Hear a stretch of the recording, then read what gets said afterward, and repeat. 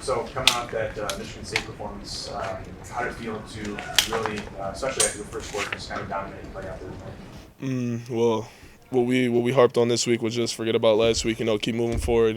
Just get the job done. We got a hot Georgia State team come in, just beat Tennessee 2-0 and we just came out and we did our thing. And we played hard, played fast, and we're trying to get turnovers. You guys only gave up 116 yards after the first quarter, so that much. Did you feel like you guys were getting into a rhythm, after the first? Yeah, I felt like after that first quarter, we got a little bit of our swag back. So like we got our linebacker Trey Hayward was going crazy. We got a good pass rush going on. We got a few sacks this game, and we got a pick too, I think. So yeah, it was good this week. Trey seemed like he had a fantastic game, 15 tackles, sack and a half. What you seen from him today, and what have you kind of seen from him in practice? This is him always. This is him when he first got here. He's a very emotional player. He plays hard and he plays hard and he plays hard, and that's who he is. He's a real emotional guy, and that's what he does. That's him. What's kind of the message and tone from Esposito at halftime when you guys had the lead, but obviously not saying anything? It's pretty much stuff on their neck. Keep it going. It's not over. Keep going, keep going, keep going. We know how it feels, so let's go. This week, Coach Lester kind of talked about how he's not the type of coach that is going to harp on, maybe a poor performance from last week. He's about learning from mistakes. Coach Espo, is he the type of guy who's going to let you know, when you screw up and kind of get in your face a little bit more than head coach? He lets us know, but it's all love. It's hard. It's hard love. He has to coach us. At the end of the day, it's a defense. The defense has to be coached hard. We're not soft. We got to be about it. You got to be about it. You got to take coaching. So yeah, a little bit. You guys really seem to bring a lot of different looks tonight defensively. How are you able to contain Dan Ellington, who's a pretty elusive quarterback for them? We were watching a lot of film on him. We knew what he was about. We played him last year. We know he's a guy that likes to scramble, get around, get out of the pocket, try to find something, play like kind of loose football, I call it, like throw the rock. But we were there. We got him. We caged him in, and we got there a lot. So it was good. We worked on it. How fun is it to play defense at night? Like great offense. Man, what do our running backs have? What was the number? I don't know. Well, you guys set the school record for rushing touchdowns in 7, and Bells had like 170 at halftime. It's amazing. That's great. And Bells, it was ready. It was ready. Bells is gonna have a game like this sooner or later. So how Bells goes, and it was amazing. All of our running backs. Who was it? Sean Tyler had a really good game too. Tuck had a touchdown. It was great. It was great to see our running backs do what they have to do. I just kind of hinted at it too. Like you kind of were crying for this game, and you had one taken back in week 1, and but I mean, can you tell me kind of what you're seeing offensively? The offensive line obviously did its job. You guys finished the runs. Right. I feel like today, the offensive line they showed up, they did their job. If you see our receivers, they block well. We had Mix on the outside on one of my touchdowns. He blocked the safety, and that wasn't even his job. His job was about the corner, but the fact that he did that, just it shows that that we have a lot of guys on our team, who are very selfless, who would do anything for our team. So it was just great. Today was a great game for me, Sean Tyler, Devon Tucker, our receivers, Johnny Wassing as always, and we just got to make sure we keep it rolling going into next week. We thought John had junior about his touchdown. I don't know. Maybe he got that from Grand Rapids Christian. John does a lot of stuff that never seems to amaze me. He in practice he's more of a thrower, but in the game I feel like he has the ability to just react in games. Like in games he just knows what to do. So I just let John do John. I make sure I block for him. You talked about what you saw from Sean today. It seems like he is a guy who's really able to get that corner and kind of has that breakaway speed like you do. What did you see from that? When I look at Sean Tyler, I see a better me when he's older. Like Sean's very smart. He's willing to listen. He's very fast. He's patient. Sean's a game changer. At any moment, Sean can break around. He can break out and score. So anytime Sean Tyler's in the game, like I don't worry about what he's doing because I know like at any moment like he can break loose and he could score. So it's just great to see the young guys playing, and it's great to see them just locked in on the sideline and staying focused because it's hard being a freshman because at times if you're on the sideline and you're not playing. You kind of get stiff, you mope around, but like he's always excited. He always makes sure he cheers his own, and then whenever he gets his time, he shows up. Yeah, you had a pretty big impact being a freshman here. Is it hard for getting fresh out of high school to be able to pick up the playbook at the running back position? I wouldn't say it's hard. I wouldn't say it's as much hard as it is, like mentally as it is physically. I feel as if, it's one of them things where either you're ready or you're not. Either you can learn the playbook or you can't. Like, it's not for everybody. Being a true freshman isn't for everybody, especially when it comes to, like, being hit, and taking hits and being able to pass pro. So I don't think it's more of the playbook. I feel like it's more of, like, the mental aspect of being able to handle just being a true freshman and being able to play consistently and have a good game consistently on a daily basis. You guys broke the school record today for rushing touchdowns in the game, 7. What does that stat mean? I know stats, the win's more important, but to put yourself on team 114 now. Look like we're going to Sweetwater's tomorrow to get the O-line some donuts. Cause yeah, he played well. Anytime the running backs have a good game or we score a lot of touchdowns, if you break each and every single one of them down, there's some block that Mike Caliendo made or some block that Jalen Moore made or some pancake that Jariga made or some Spencer Cans did, or some Keith Mixon did or it was some Deshaun Bustle did. I just a credit to them. So I feel like none of our runs are big runs without them. Maybe 3 or 4 yards is on us, but like the big runs that happen, if you watch the tape, it's always something that they did that made that play go, It was a downfield block. It was a pancake. He was supposed to drive him 3 yards and he drove him 20 yards, So I never really look at those games, but like the big games that we have is more of us or just the running backs. I see it more as like the O-line, the receivers, and then I look at us in the end and I just feel like we gotta go back to the drawing board. I feel like 7 touchdowns isn't enough. We can put up 10. We just gotta stay consistent. I never feel too loose and confident about the way we play because we can always get better. You can see on film that there was cuts that we missed, there was plays that we ran wrong, there was flags, there was stuff called back. So we just got to get back to the drawing board and get ready for Syracuse.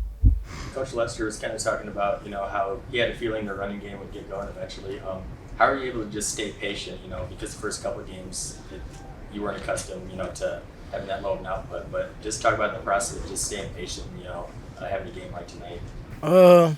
I mean, I feel like every game, is its own game.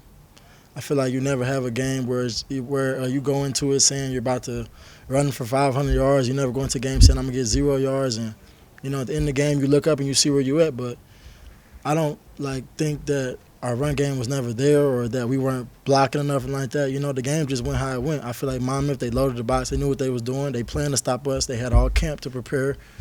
I feel like the next game, Michigan State, that's a tough defense. No excuses. We should still put up points, but it's still a great defense. You got to give credit where credit is due. And then this week, I feel like they was a great defense. I feel like we outplayed them today. So. I want to start off with thanking the crowd, man. It was Community University night was rocking as it always is. The fireworks, the community coming out, and the fan and the students coming out to support us, I thought was unbelievable. Thought we came out, played well, did the things we wanted to do.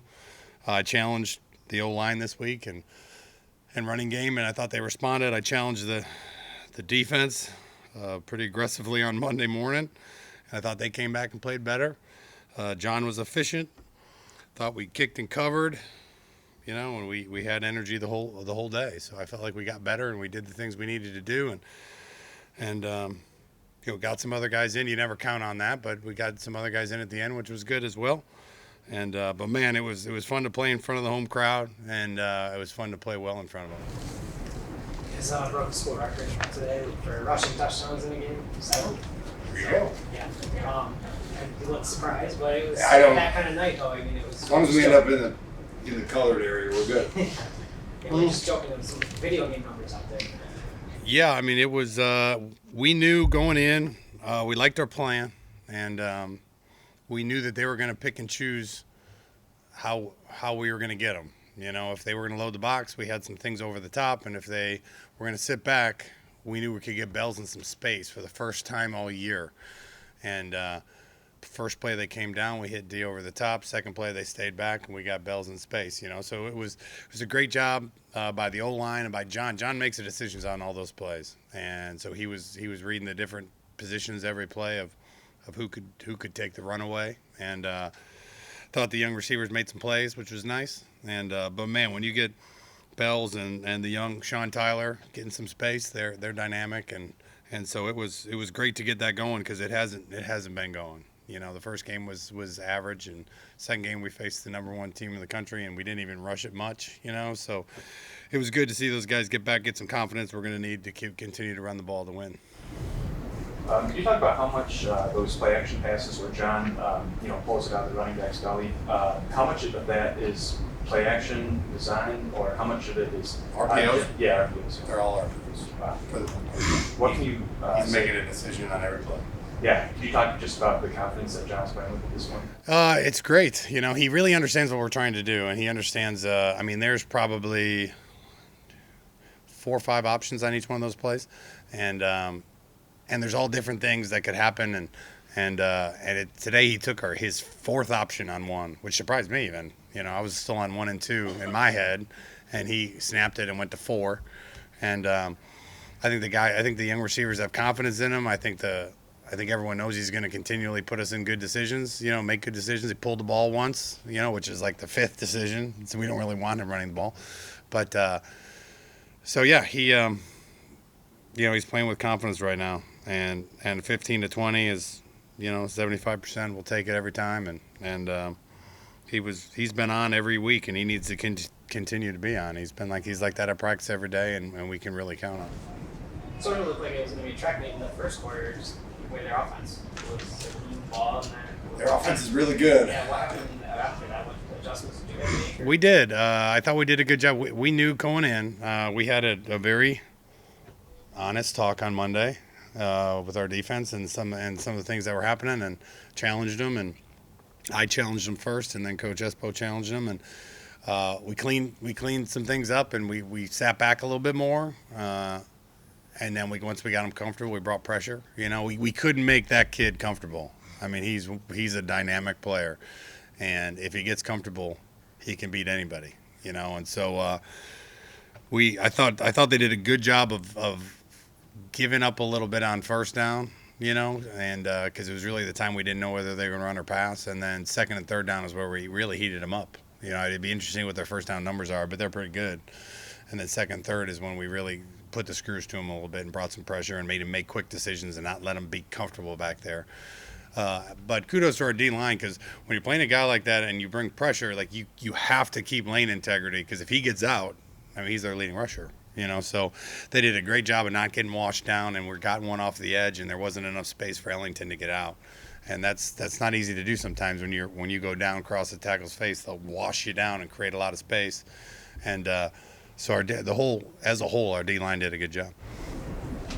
You guys busted off a ton of big run plays today, but it seemed like sometimes when you got into the short yard situation, the defense would load in the box. It was a little tough going. As far as like the short yardage back, you guys don't have Jamar Bogan this year. Is that a concern at all for you, or do you see like anyone kind of developing in that role? Yeah, I mean, I got to watch it. You know, we changed what we did in the second half on third and short, because they started running something we hadn't shown, and it was a good job against the play we ran, and then we switched up how we were running the play to clean that up, and we had a bunch of them on that first drive of the third quarter, and we got them. You know, so. I mean, you got to be good at everything to win. So, yeah, it's a concern. We got to make sure if it's 4th and 1 or 3rd and 1, we got to get first downs, you know. And we weren't very good on third down. A lot of that was the fourth quarter. I don't know how many of those were just 1, 2, 3 punts. I think we did that 3 times. So we're probably more 4 of 8, 4 of 9, 4 of 8 with our ones. And I think it was almost all 4 in the second half, because the first half we kept getting in same side. And once we started running split, it was a lot cleaner for that NCAA stuff they were bringing on us. So, yeah, we got to be better at it. I want to be better at it. So we're gonna continue to focus on it. And they did a good job of stopping the drop back stuff, because they played multiple coverages. You know, so we didn't pass much, which is something I kind of like to do on third and short sometimes. But once we got the lead, we wanted to continue to work on our running game, and we did change scheme a little bit, which worked in the second half. Sean Tyler, he kind of emerged onto the scene today. We talked in the offseason about, if you guys would have a 3-headed monster or not, and, coming into the season. You kind of see him, continuing to develop and emerge as maybe a third guy who could get a lot of carries for you. Yeah, our goal was to get him in by the third series, and get his feet wet, get him comfortable. He's dynamic, he's strong, he's fast, and we know Bells was a senior, and we brought him in to replace Bells. We didn't know he'd be ready to play like he is now. We could see that in camp that he was a pretty special player, and he works hard, and he's tough, hard to bring down. And so it was good to get him in some space. And, 23 yards of carry is pretty good. I hope he can keep that up. I doubt it, but why not? And if you just talk a little bit about Hayward's night on defense, 15 tackles, came off the edge on some blitzes, got a sack and a half, I think. Just talk about his night and. He was everywhere. Every time he looked up, it was him getting up first. Sometimes you see a pile of brown shirts, and the first guy up is 23. And he's such a fast, dynamic player. I think him and Coach Andrews, our new linebacker coach, have done such a great job. He used to be so fast that he'd tend to run himself out of plays because the game, I think, was fast for him and he was trying to catch up. And the game slowed down enough where he's inside out on things now. He's a great blitzer because he's so fast, and he'll strike you. So it's just fun for a kid who's been working for his chance to get out there and make some plays. Last year he got out there and missed a lot of tackles because he was a little bit out of control. And now, man, he looks like the game is just the right speed for him, and he's making play after play after play.